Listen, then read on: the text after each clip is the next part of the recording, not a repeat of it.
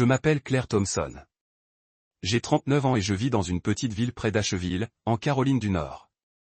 Autrefois, ma vie semblait parfaite aux yeux des étrangers, une maison en bois douillette nichée dans les pins, un fils sage et un mari avec un emploi stable dans la logistique internationale. Mais en réalité, ce tableau est né de ma patience, avec ce murmure constant, ça ira mieux dans 15 ans.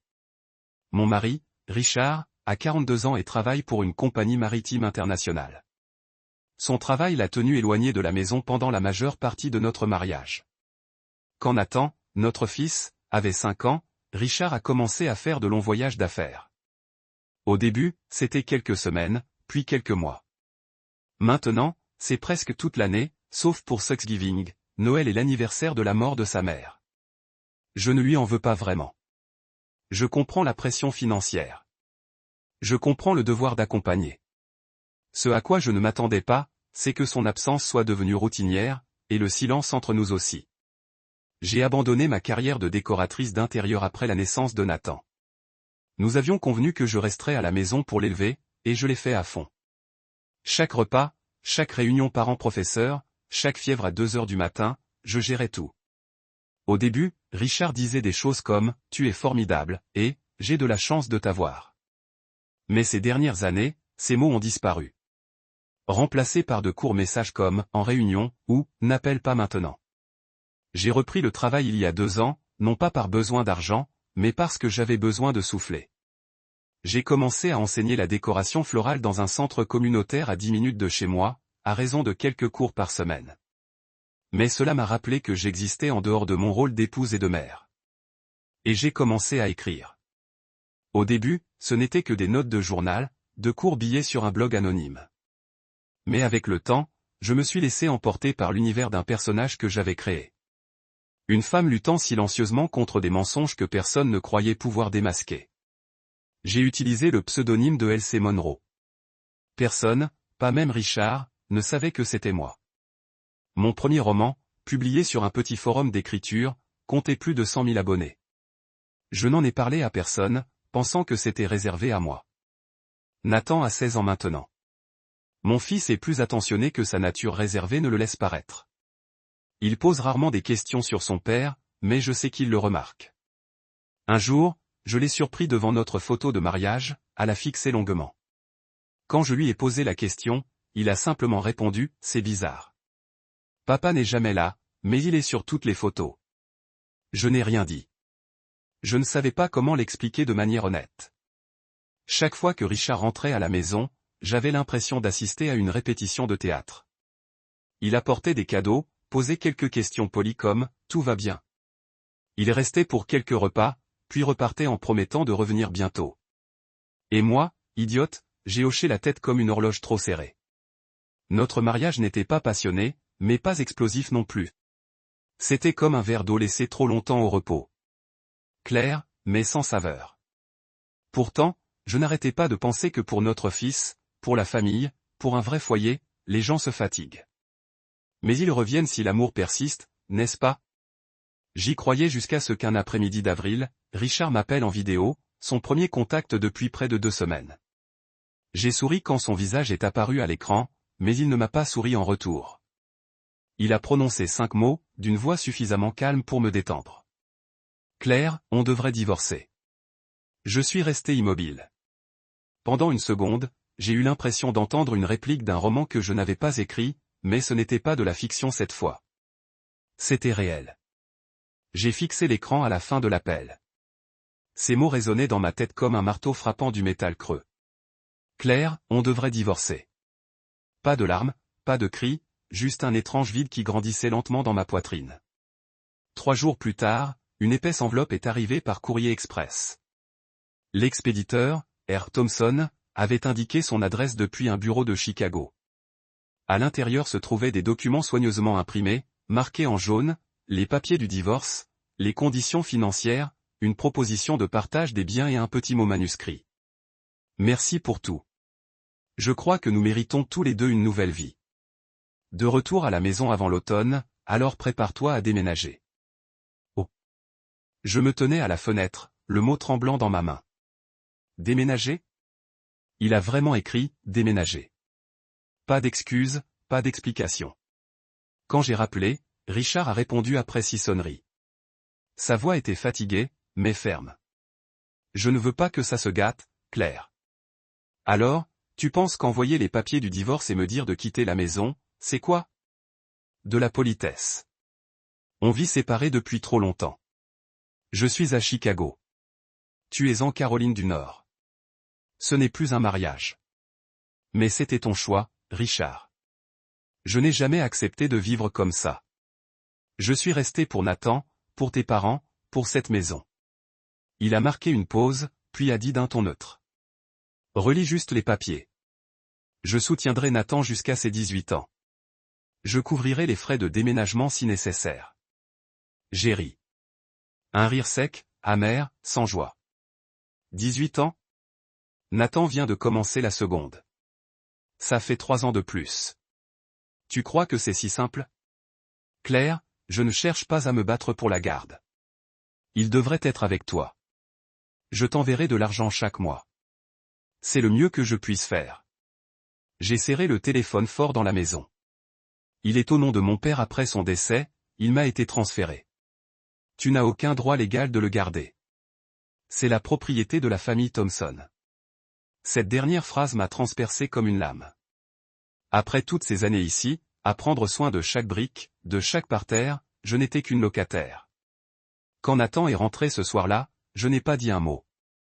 J'ai préparé des hamburgers comme d'habitude, je l'ai interrogé sur son groupe d'études, j'ai fait comme si de rien n'était, mais au fond de moi, j'étais déjà en train de planifier. 3 jours plus tard, j'ai rappelé Richard. Je ne signe pas. Claire, tu rends les choses plus difficiles que nécessaire. Non, je suis une mère et je fais ce qui est juste. Si tu veux ma signature, on renégocie. Je veux que tu t'engages légalement à soutenir Nathan pendant ses études, pas seulement jusqu'à ses 18 ans. Tu ne peux pas exiger ça. Je n'ai aucune obligation légale. Mais tu en as une morale, Richard. Et si tu n'es pas d'accord, mon avocat portera l'affaire devant le tribunal des affaires familiales. Il n'a rien dit, il a juste raccroché. Je savais que Richard avait toujours détesté les drames.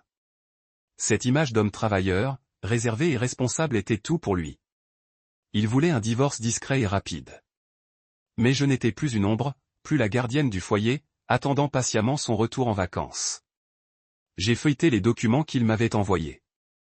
La liste des biens mentionnait une aide au déménagement, mais rien sur les 15 années que j'avais sacrifiées. Aucune reconnaissance pour avoir abandonné ma carrière pour élever Nathan, pour avoir pris soin de ses parents pendant leur maladie, ou pour avoir maintenu toute la cohésion du foyer. Quelques jours plus tard, j'ai reçu un SMS. Si tu continues à faire traîner les choses, je ne paierai pas un centime après le divorce. Réfléchis bien. J'ai répondu d'une seule ligne. Ensuite, on se retrouve au tribunal. J'ai éteint mon téléphone, ouvert mon ordinateur portable et commencé à rédiger une réponse formelle. Mon histoire était loin d'être terminée. Plus Richard insistait, plus je devenais silencieuse. Il n'arrêtait pas de m'envoyer des messages, me rappelant de signer les papiers du divorce avant août. Sa raison, vouloir conclure proprement avant de retourner au bureau de Chicago. Cela semblait raisonnable, mais un malaise s'installait en moi. Un homme qui fuyait toujours les responsabilités. Pourquoi était-il soudainement si pressé de finaliser un divorce? Un soir, après que Nathan se soit couché tôt, je me suis assise devant mon ordinateur portable et j'ai consulté les anciens emails professionnels de Richard. Un détail a attiré mon attention. Depuis 6 mois, ces emails ne provenaient pas de Chicago, mais d'une adresse IP à Peoria, à près de 3 heures de route, une petite ville tranquille, parfaite pour cacher quelque chose. J'ai fait appel à un service d'enquête privée en ligne. Pas le genre de film d'espionnage, juste une femme d'âge moyen nommée Linda, qui travaillait dans le suivi des avoirs des personnes en instance de divorce. Je lui ai envoyé l'adresse temporaire du bureau que Richard avait mentionné, son programme de voyage et quelques informations personnelles. Linda m'a dit de lui donner 3 jours. Le 4e jour, j'ai reçu une photo. Sur cette photo, Richard se tenait devant une maison de banlieue au toit en pente, un sac de course à la main. À côté de lui se trouvait une jeune femme d'une trentaine d'années, les cheveux blonds ondulants, souriante. Un petit garçon, peut-être 6 ans, lui tenait la main, une glace à la bouche. Il regardait Richard comme s'il était son père. Derrière eux se trouvait un pick-up gris, celui-là même que Richard m'avait dit avoir vendu l'année dernière. J'ai senti le sang me manquer. Non pas parce qu'il avait triché, mais parce qu'il avait vécu une autre vie tout en continuant à m'appeler sa femme et à envoyer des cadeaux d'anniversaire à Nathan. Linda a confirmé que la maison appartenait à une femme nommée Jenna Malone, actuellement assistante dentaire en ville. Le garçon s'appelait Liam Malone, mais aucun père n'était mentionné sur l'acte de naissance. Richard avait loué un appartement séparé, plus petit, à proximité, pour en faire sa résidence officielle au cas où son entreprise viendrait s'installer. Il s'était construit deux vies, l'une pour vivre, l'autre pour se cacher. Je suis resté longtemps dans le noir après avoir lu le rapport. La trahison n'était plus le plus dur. Ce qui m'a tenu éveillé, c'était son audace pure et dure. Il avait un enfant, une famille, et il nous poussait, Nathan et moi, à partir pour officialiser la relation avant la rentrée. Il ne voulait pas seulement divorcer. Il voulait m'effacer pour pouvoir accueillir son autre enfant dans ce foyer. Alors, j'ai fait ce que je fais le mieux. J'ai rédigé un email à Richard, joint 2 photos et écrit un court message. Si vous voulez ma signature, soyez prêt à payer la totalité des frais de scolarité de Nathan, ses honoraires d'avocat et ses frais de déménagement. Sinon, je serai heureux de présenter toutes les preuves au tribunal. 15 minutes plus tard, mon téléphone a vibré. Claire, je peux t'expliquer. J'en ai assez des demi-vérités. Dis-le clairement et assume-le. Tu exagères tout. Jenna. Jenna est juste. Ne mens plus. Ce garçon est ton fils, n'est-ce pas? Silence. À l'autre bout du fil, juste une respiration haletante. J'ai continué lentement. Tu as le droit de vivre ta vie, mais personne n'a le droit de piétiner les autres pour en construire une nouvelle. Tu ne laisseras pas Nathan sans toi et je ne me laisserai pas jeter dehors comme un étranger. Il a raccroché sans un mot. 3 heures plus tard, j'ai reçu un bref email. Il faut qu'on se parle. Je passerai ce week-end. J'ai lu ces mots et pensé, ça commence vraiment. Richard est arrivé comme promis. Par un dimanche après-midi torride, il se tenait à la porte, en chemise repassée, sans bagage, le visage impassible. Je ne l'ai pas invité à entrer, mais il a quand même franchi le seuil, comme s'il était toujours le propriétaire des lieux. « Que veux-tu signer pour les papiers ?» a-t-il demandé sans ménagement, debout dans le salon. « Tu es tellement pressé parce que le gamin doit s'inscrire à l'école, n'est-ce pas ?» ai-je demandé en le regardant droit dans les yeux. Son expression s'est estompée. Il n'a pas nié.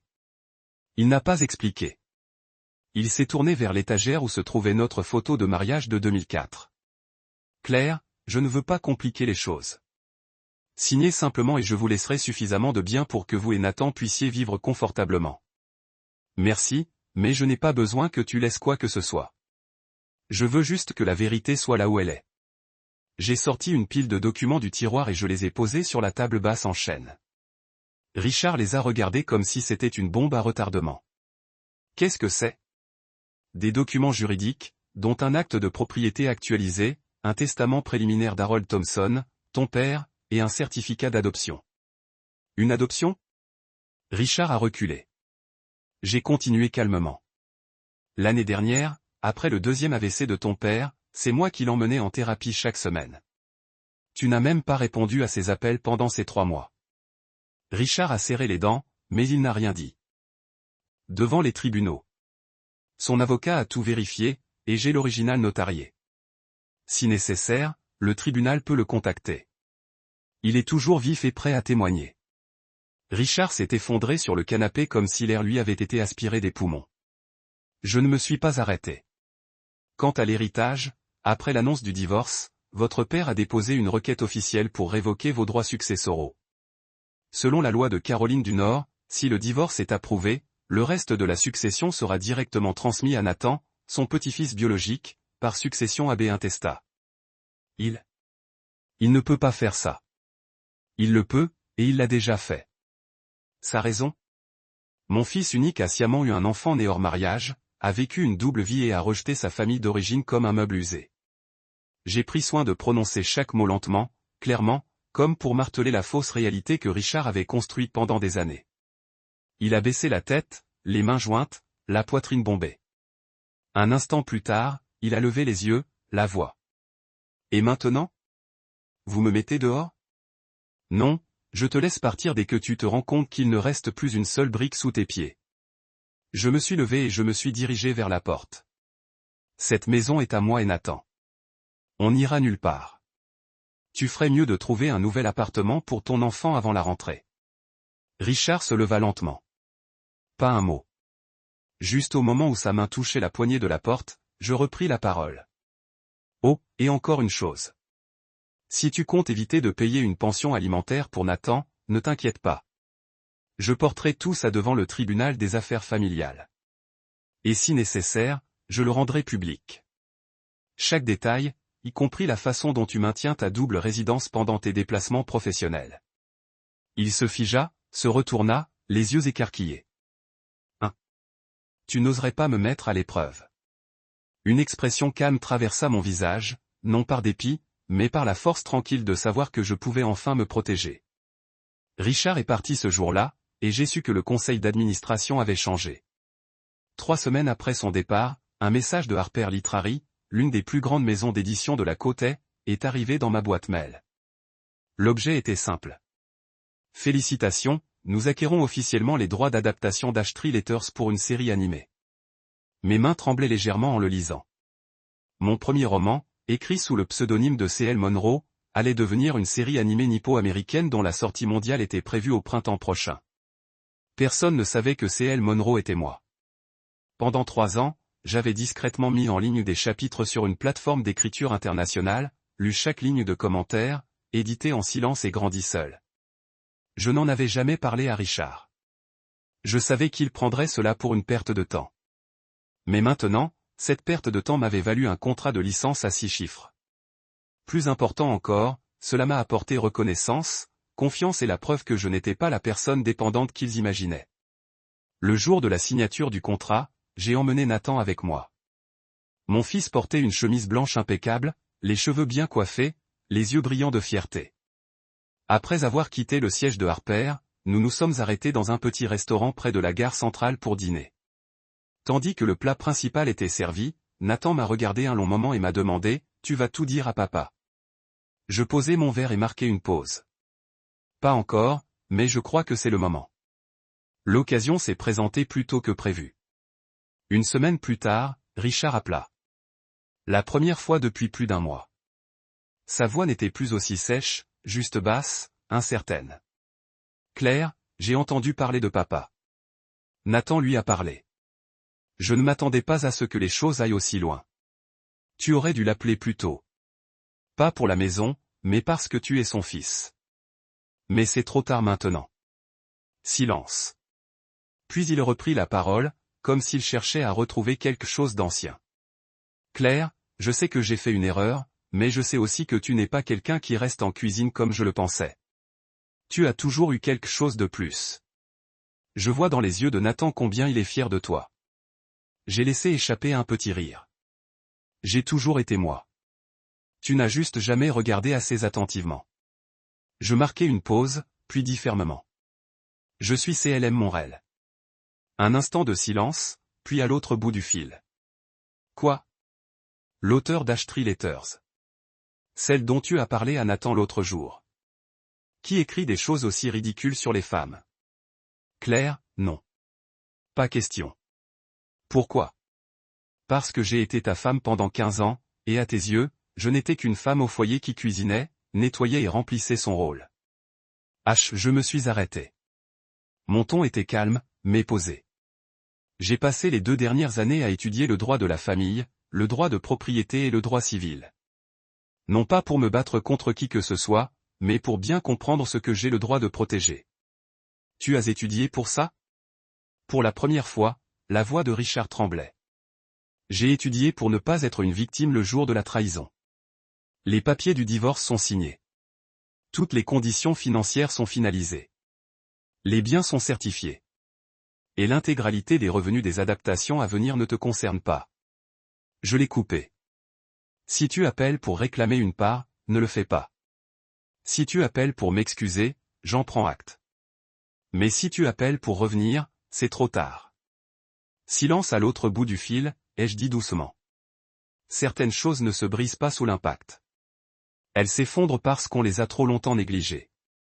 Ce soir-là, alors que Nathan relisait le brouillon de mon prochain roman, il m'a dit, « Tu sais quoi? Papa m'a dit que tu étais une femme dangereuse parce que tu restes silencieuse et que tu laisses les gens sans issue. » J'ai soutenu son regard, calme et posé. Si c'est ce que pense ton père, inutile de le corriger. À partir de ce moment-là, j'ai cessé d'avoir peur de l'abandon. J'avais appris à me débrouiller seul grâce à la connaissance, à la force tranquille et au chapitre que j'avais écrit de mes propres mains. 2 mois après que Richard se soit retiré de notre dernier appel, j'ai reçu un étrange courriel provenant d'une adresse se terminant par jetlogistique.com, son lieu de travail depuis plus de 10 ans. Il venait de Marcia Fuller, la directrice régionale des ressources humaines. Le message était bref et froid. Nous avons confirmé que M. Richard Thompson a été officiellement muté à la succursale de Rapid City, dans le Dakota du Sud, avec un poste rétrogradé au niveau 3. Si vous avez des problèmes juridiques en cours entre vous et M. Thompson, veuillez soumettre tous les documents à notre service juridique pour traitement conformément aux règles du travail. Je n'ai pas été surpris. Je ne m'attendais simplement pas à ce que les choses évoluent aussi vite. Grâce à quelques contacts que j'avais encore, notamment une ancienne collègue de Richard qui était restée en contact car elle admirait les romans de Madame Monroe, j'ai appris ce qui s'était passé. Après que Richard m'ait poussé à signer les papiers du divorce, sans succès, Jenna, sa maîtresse, a appelé son bureau elle-même pour demander la vérification des documents relatifs à son parrainage de résidence et à celui de son fils. Cet appel a été enregistré. Quelques jours plus tard, un rapport interne a été déposé.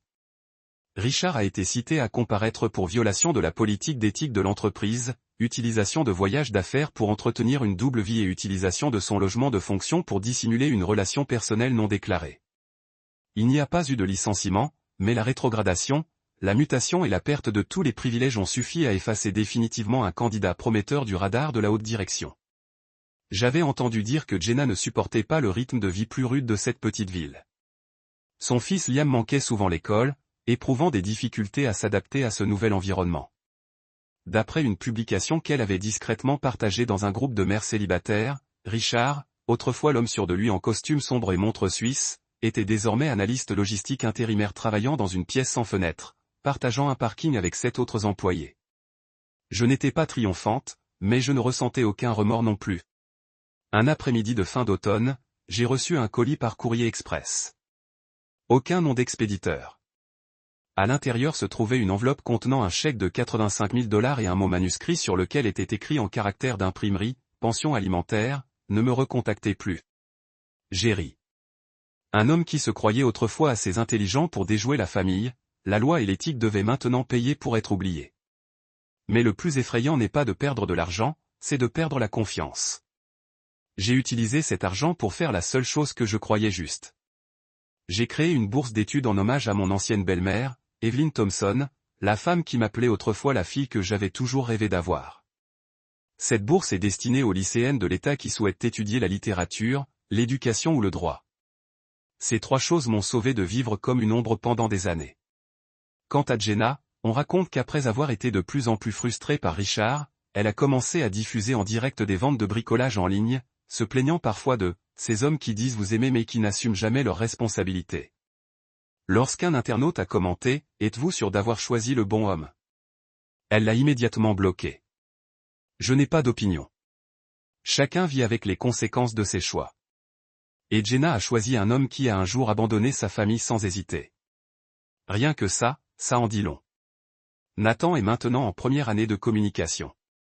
Mon fils ne m'a jamais posé de questions sur ce qui s'est passé entre son père et moi. Mais le jour de ses 17 ans, lorsque je lui ai remis un exemplaire dédicacé de mon livre de la part de l'éditeur, il a simplement dit « Merci, maman, de ne pas avoir abandonné ». La vie ne redevient jamais ce qu'elle était, mais elle peut en prendre une nouvelle. Si l'on a le courage de mettre un terme à l'ancienne vie, je ne suis plus la Claire qui vivait dans l'expectative. Je suis mère, écrivaine et la seule personne qui puisse définir qui je suis.